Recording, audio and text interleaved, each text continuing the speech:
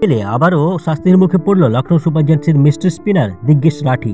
Notebook সেলিব্রেশনের জন্য টানা 2টি ম্যাচে আচরণবিধি ভাঙার অভিযোগে তার উপরে পড়ল কড়া শাস্তি। পাঞ্জাব কিংসের বিরুদ্ধে ম্যাচে প্রিয়াংশ আর্চকে আউট করে এই উদযাপন করেন দিগ্গেশ।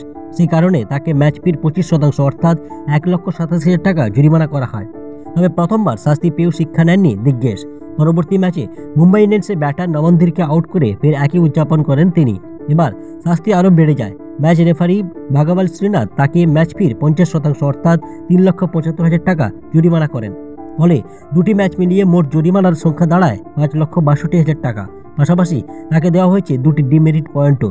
আবার এমন কাজ করলে এক ম্যাচের জন্য সাসপেন্ড হওয়ার আশঙ্কাও রয়েছে তার। শুক্রবারই শাস্তি পেয়েছে লখনৌ অধিনায়ক ঋষভ পান্থ। মন্তর বোলিংয়ের কারণে তাকে 12 লক্ষ টাকা জরিমানা করা হয়েছে। মুম্বাই ইন্ডিয়ান্সের বিরুদ্ধে নির্ধারিত সময়ের মধ্যে 1 ওভার কম বল করে ফেলেন লখনৌ। আইপিএলের নিয়ম অনুযায়ী এই প্রথমবার মন্তর ওভার রেটের জন্য জরিমানা গুনতে হলো পান্থকে। এইসব ঘটনার ফলে লখনৌ শিবিরে বাড়ছে চাপ এবং সমালোচনার ঝড়ও বইছে। এরকম ক্রিকেটের নিত্য নতুন খবর পেতে আমাদের চ্যানেলটিকে সাবস্ক্রাইব করে আমাদের সঙ্গে থাকুন।